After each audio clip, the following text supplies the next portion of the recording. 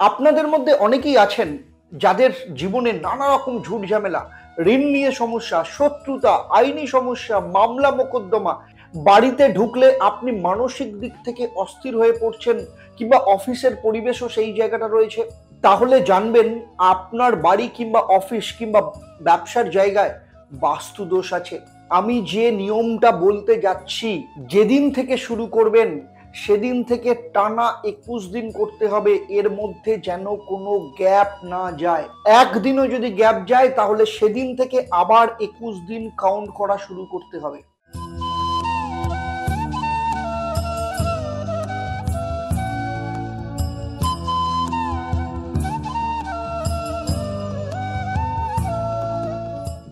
নমস্কার, আমি আচার্য দেবদত্ত। দেব দর্শন পর্বে আপনাদের সবাইকে স্বাগত জানাই।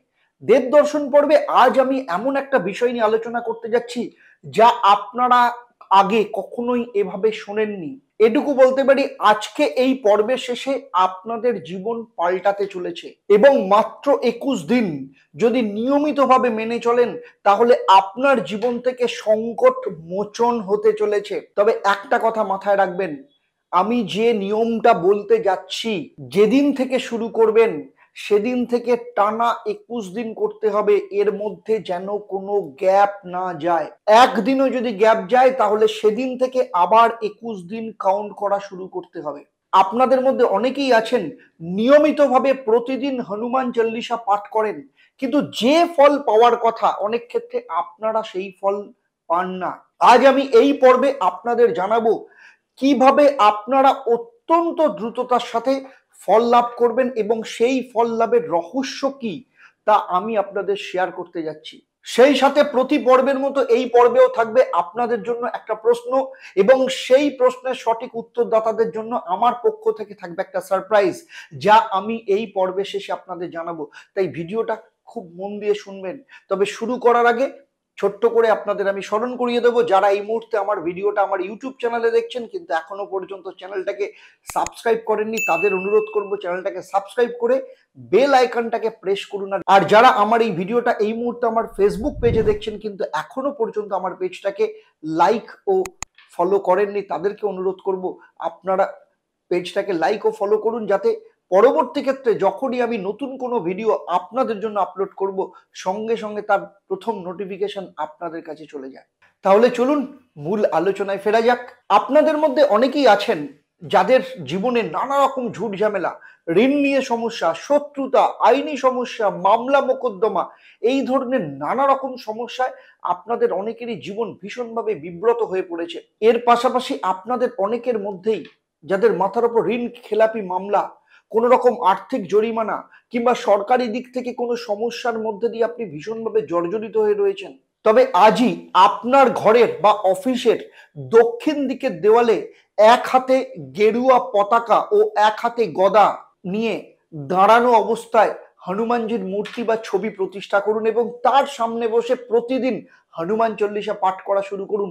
দেখবেন আপনার মধ্যে কনফিডেন্স ভীষণভাবে বাড়বে, এবং এই ধরনের যে সমস্যা সেই সমস্যা থেকে বেরোনোর রাস্তা এবং অপরচুনিটি খুঁজে পাবেন, কারণ হনুমানকে রুদ্রের অবতার এবং সংকট মোচন বলা হয়। 2, আপনারা অনেকেই সবসময় হয়তো ফিল করেন যে সংসারে ছোট ছোট বিষয় নিয়ে অশান্তি হচ্ছে, কারোর সাথে মিল নেই, অথবা শত্রুতা বেড়ে যাচ্ছে। বাড়িতে ঢুকলে আপনি মানসিক দিক থেকে অস্থির হয়ে পড়ছেন, কিংবা অফিসের পরিবেশও সেই জায়গাটা রয়েছে। তাহলে জানবেন আপনার বাড়ি কিংবা অফিস কিংবা ব্যবসার জায়গায় বাস্তু দোষ আছে। এক্ষেত্রে আপনার বাড়ি কিংবা অফিস কিংবা ব্যবসার জায়গার যে প্রবেশদ্বার, সেই প্রবেশদ্বারের কাছে দক্ষিণ দিকের যে দেওয়াল রয়েছে সেই দেওয়ালে পঞ্চমুখী হনুমানজির মূর্তি বা ফটো লাগিয়ে প্রতিদিন তার সামনে হনুমান চল্লিশা পাঠ করুন। দেখবেন ম্যাজিকের মতো রেজাল্ট পাবেন। সম্পর্ক ঠিক হয়ে যাবে, স্টাফরা আপনারকে সহযোগিতা করতে শুরু করবে, কলিগদের সাথে সম্পর্ক ভালো হবে, বসের সাথে রিলেশন ভালো হবে, এবং সব থেকে বড় কথা, বাড়িতে পরিবার পরিস্থিতি, আত্মীয় স্বজন সবার সাথে রিলেশন অত্যন্ত ভালো থাকবে। 3, আপনি যদি জীবনে অর্থ, প্রাচুর্য, স্থিতিশীলতার অভাব বোধ করেন এবং সেগুলো যদি আপনি জীবনে পেতে চান, তাহলে অবশ্যই হনুমানজির বরদান ওয়ালা যে ফটো বা মূর্তি আপনার বাড়ি বা অফিসের দক্ষিণ দিকের দেওয়ালে রেখে তার সামনে প্রতিদিন হনুমান চল্লিশা পাঠ করুন। এরপর দেখবেন কত দ্রুততার সাথে আপনার জীবনে অর্থ, প্রাচুর্য এবং স্থিতিশীলতা চলে আসবে।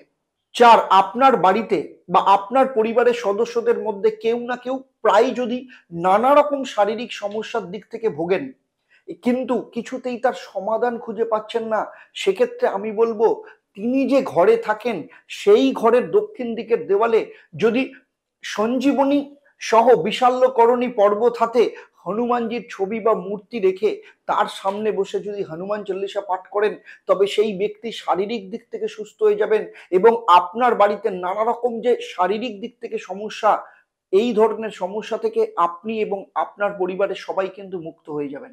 সুতরাং যেভাবে বললাম সেইভাবে যদি নিয়ম মেনে করতে পারেন, তাহলে দেখবেন কিছুদিনের মধ্যে আপনার জীবন থেকে সংকটগুলো যাওয়া শুরু হয়ে যাচ্ছে।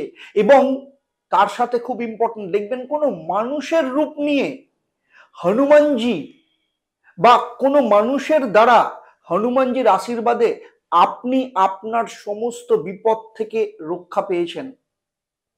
সুতরাং যেটা বললাম, টানা 21 দিন করতেই হবে এবং তার মধ্যে একদিনও যেন গ্যাপ না যায়।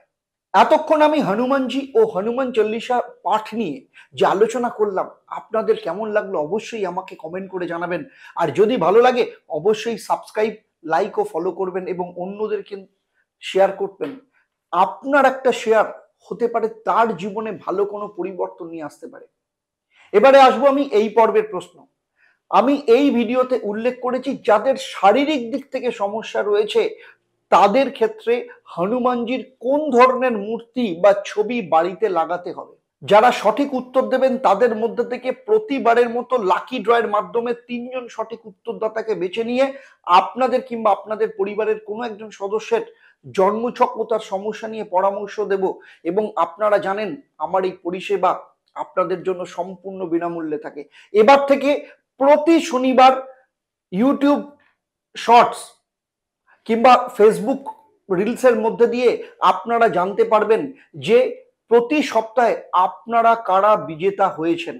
সুতরাং শনিবারের রিলস এবং শর্টস এটা কিন্তু আপনারা ওয়াচ রাখবেন। আজকের মতো আপনাদের কাছ থেকে বিদায় নেব। আবার আপনাদের সাথে দেখা হবে পরবর্তী ভিডিওতে। এই রকম ভাবে আপনাদেরই কোনো সমস্যার সমাধান নিয়ে আপনারা আপনাদের পরিবারের সবাইকে নিয়ে ভালো থাকুন, সুখে থাকুন, শান্তিতে থাকুন, সুস্থ থাকুন এবং নিয়মিত দেখতে থাকুন দেবদর্শন। নমস্কার।